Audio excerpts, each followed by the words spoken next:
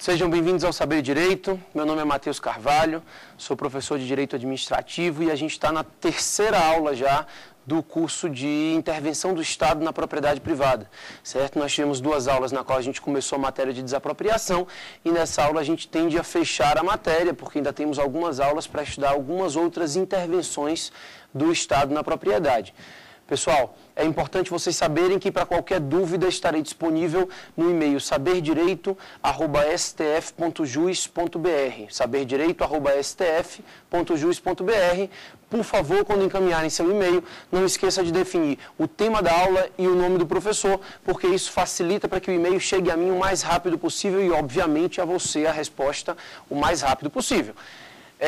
Como eu disse a vocês, estamos aqui na terceira aula, com a presença dos nossos três alunos, o Frederico, o Alessandro e o Ronaldo, que estão aqui com a gente participando e aprendendo também no decorrer dessa aula. E, relembrando a aula passada, nós começamos a conversar sobre o procedimento da desapropriação, procedimento expropriatório.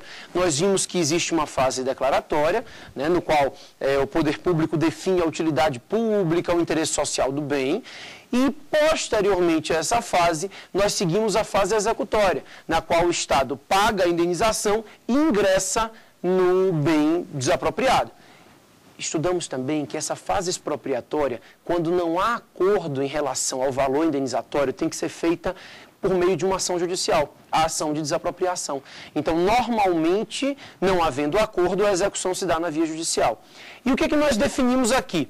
Definimos que, nessa ação de desapropriação, como o valor final é definido em sentença e as sentenças judiciais são pagas pela administração pública por meio de uma ordem cronológica de precatórios, então, para que houvesse uma justiça na decisão, uma justiça no pagamento da indenização, se definiu que, sob esse valor definido em sentença, haveria o pagamento de juros moratórios, compensatórios, correção monetária e honorários advocatícios. Eu acabei a aula, pessoal, com uma pergunta do Alessandro, que me perguntava assim, é possível que sob o mesmo valor incidam juros compensatórios e moratórios cumulativamente? A pergunta dele era essa. E eu disse a vocês, e terminei a aula assim, sim. De acordo com a súmula 12 do Superior Tribunal de Justiça, não há problema na acumulação de juros compensatórios e moratórios, porque cada um tem o seu fundamento diverso. Os juros moratórios existem pela demora no pagamento e os juros compensatórios pela perda da posse, antes de receber a indenização. Foi basicamente assim que terminamos a aula passada. E eu combinei com vocês, na aula anterior, que aqui a gente ia conversar um pouquinho mais sobre essa possibilidade de cumulação na incidência de juros. Por que a gente vai conversar um pouquinho mais? Pessoal, porque embora a súmula 12 do STJ diga para a gente que não há problema na acumulação de juros moratórios e compensatórios, nós temos que tomar cuidado com a jurisprudência que vem se formando modernamente acerca da matéria.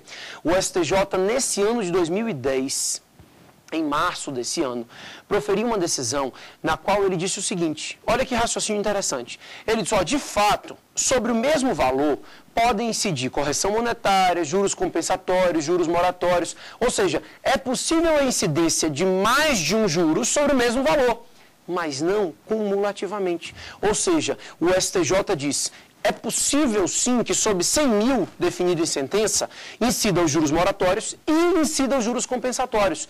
O que não se admite, o que não haveria, seria a acumulação desses juros, ou seja, a incidência de juros sobre juros. Embora os juros incidissem ambos sobre o mesmo valor, eles incidem em momentos diferentes. Olha o raciocínio do STJ e olha o que a gente já conversou na aula passada. De fato, pessoal, nós vimos que os juros compensatórios, eles correm desde o momento em que o sujeito perde a posse até a sentença. E nós vimos também que os juros moratórios, eles só podem começar a correr a partir de 1º de janeiro do ano seguinte. Ou seja, nós temos os juros compensatórios da emissão provisória na posse e a sentença. E os juros moratórios que só começam a correr depois de escoado o prazo constitucional de pagamento de precatório. Ou seja, eles incidem sobre o mesmo valor, mas eles incidem em momentos diferentes. Por isso não há acumulação. De fato, eles incidem ambos sobre o mesmo valor, mas um incide durante o processo e o outro incide após o tempo previsto na Constituição para pagamento de precatório. Então a gente tem juros compensatórios em um momento e juros moratórios em outro momento. Então, embora eles incidam, não incidem cumulativamente. A súmula 12 fica meio que prejudicada em face desse novo entendimento do próprio Superior Tribunal de Justiça, que deu uma decisão, a meu ver, muito mais acertada e muito mais lógica, no sentido de que não é o fato de que incidam sobre o mesmo valor que gera uma cumulatividade. Eles incidem sobre o mesmo valor, mas em momentos diferentes. Portanto, não se cumulam. Tranquilo? Essa foi a dúvida do Alessandro, esse foi o finalzinho da matéria de juros. E aí, pessoal, quando a gente termina essa questão de procedimento, entendemos como é que acontece os juros, a correção monetária e tudo mais, quando a gente entende isso, o que eu preciso conversar com vocês? Desapropriação por zona, direito de extensão, desapropriação indireta e retrocessão. 4 situaçõezinhas, 4 questões muito interessantes quando se fala em desapropriação. Questões bem discutidas, questões bem comentadas e que vale a pena serem conversadas por nós. Vamos lá. Eu começo com vocês falando sobre desapropriação indireta. Essa vai ser a que nos vai gastar um pouco mais de tempo para a gente tomar cuidado. Pessoal, seguinte. Rapidamente relembrando, a gente aprendeu que para que haja uma desapropriação de forma regular, o artigo 5º, inciso 24 da Constituição exige que haja uma declaração de interesse social ou de utilidade pública e exige que haja uma prévia e justa indenização em dinheiro.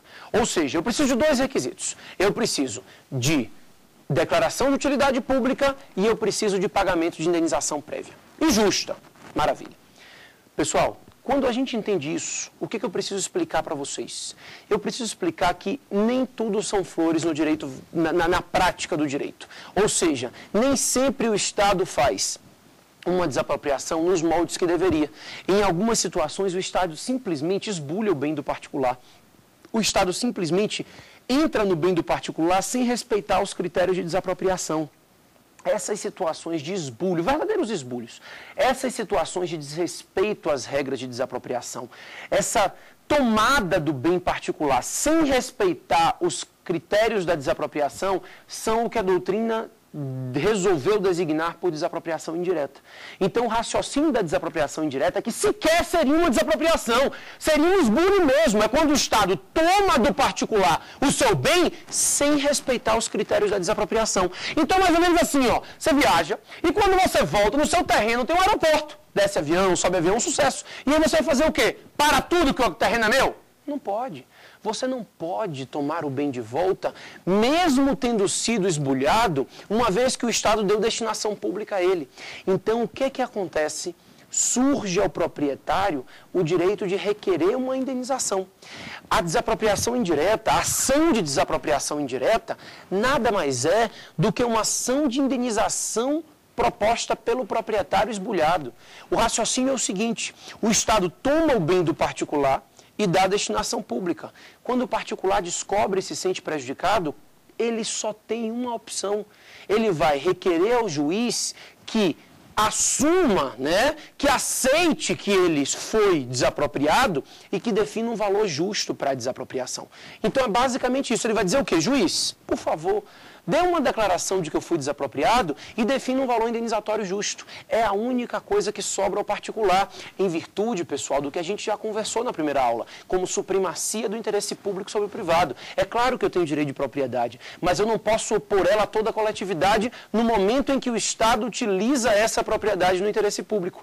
Por isso, sobra ao particular esbulhado o direito de dizer, por favor, me indenize pelo menos, pelo gasto que você me deu, pelo problema que você me causou. Se você me esbulhou, me indenize. É muito comum, mas muito mesmo, desapropriação indireta, sabe como? Situações nas quais o Estado, a pretexto de inserir uma intervenção restritiva na propriedade, impede o uso dessa propriedade pelo particular. Por exemplo, tombamento. A gente vai estudar na próxima aula, estou até convidando já vocês a ela, mas a gente vai ver mais adiante que o tombamento é uma forma de intervenção restritiva. Ou seja, quando você tomba um bem, o proprietário do bem tombado fica sujeito a algumas restrições. Por exemplo, ele pode vender o bem, mas tem que oferecer em preferência algumas restrições. Aí, nós estamos diante de um tombamento, isso caiu um pouco tempo atrás numa prova subjetiva de concurso, bem interessante. Uma questão que dizia assim, ó, determinado proprietário, dono de um casarão, se viu surpreso pela imposição de um tombamento sobre o seu casarão. Só que o tombamento não era um tombamento simples, não. Era um tombamento que dizia assim, esse casarão é de interesse público, portanto ele está tombado. E o tombamento vai funcionar da seguinte forma. O casarão está sujeito a uma visitação pública, das 6 da manhã às 22. Eu vou colocar uma lanchonete para poder as pessoas que chegam lá poderem vislumbrar a lanchonete, comer alguma coisa, uma lojinha de artesanato, e ninguém pode morar na casa. Minha pergunta é a seguinte, isso é um tombamento? Isso não é um tombamento, isso é uma desapropriação. Por quê? Porque, a pretexto de incidir um tombamento, você impede que o particular utilize daquele bem. O raciocínio é muito simples. Se a intervenção é restritiva, ela não pode impedir o uso do bem pelo particular. Se a intervenção é restritiva, ela só pode limitar, ela só pode restringir. Já imaginou se a propriedade que é sua é tombada e por isso você não pode usar mais ela? Isso não é um tombamento, isso é uma desapropriação. E nós chamamos isso de desapropriação indireta. Indireta por quê? Porque o Estado não declarou utilidade pública para depois pagar uma indenização, para depois entrar no bem. Então, o que eu vou fazer? Eu vou propor uma ação e vou dizer, juiz, reconheça que eu fui desapropriado e não tombado o bem, reconheça que eu fui desapropriado e defina um valor indenizatório justo. Isso é uma ação de desapropriação indireta. Muito comum vocês encontrarem o nome ação de indenização por desapropriação indireta. Corretíssimo, tá? A expressão ação de indenização por desapropriação indireta é corretíssima pelo simples fato de que nessa ação o proprietário pleiteia indenização. Mais nada. Ele não pode requerer o bem de volta, ele não pode dizer, ó, você tá vendo aquele bem lá que ele tombou? Tombou nada, me devolva. Ele não pode fazer isso. Ele vai dizer, ó, ele não me tombou. Ele, na verdade, desapropriou. E se ele desapropriou, eu quero que você reconheça que ele desapropriou e defina um valor indenizatório justo para que eu não saia prejudicado em benefício da coletividade inteira. Então, o raciocínio da desapropriação indireta é essa. É uma ação aqui já não proposta pelo expropriante, mas sim pelo expropriado. Por quê? Porque ele está pedindo o reconhecimento da desapropriação. Ele está pedindo ao judiciário que o judiciário reconheça que aconteceu uma desapropriação, porque isso não foi reconhecido pelo poder público, não houve uma declaração de utilidade, nem de interesse social. Então ele vai requerer que o judiciário reconheça a desapropriação e defina um valor indenizatório justo. Então, o raciocínio de desapropriação indireta é esse. É a ideia de que o Estado esbulha o bem sem respeitar as regras da desapropriação e, com isso, gera o poder de o particular requerer ao judiciário que declare a desapropriação e defina um valor indenizatório. Repito, desapropriação indireta gera ao proprietário esbulhado direito à indenização. Nada mais. Eu não posso, proprietário, requerer que o bem retorne a mim. A única garantia que eu tenho realmente é o direito ao pagamento de um valor indenizatório justo. Maravilha. Se a gente entendeu isso, eu tenho uma pergunta crucial para vocês. A pergunta crucial é a seguinte, vem para essa câmera aqui que essa pergunta é crucial. Olha para mim, a minha pergunta é a seguinte, pessoal, qual é o prazo de prescrição para ação de desapropriação indireta? E por que é tão crucial uma pergunta dessa? Tão simples, né? Você me diria assim rapidamente, 5 anos, ação contra a Fazenda Pública. Não é bem assim. Vamos por partes nessa conversa aqui. É o seguinte, nós temos uma súmula do STJ, a súmula 119. Súmula 119. Se botar ela no seu caderno aí, põe um asteriscozinho, tá? Porque ela vai ter que ser analisada com muito cuidado, essa súmula 119 do Superior Tribunal de Justiça. Por que a gente vai ter que ter tanto cuidado nessa análise da súmula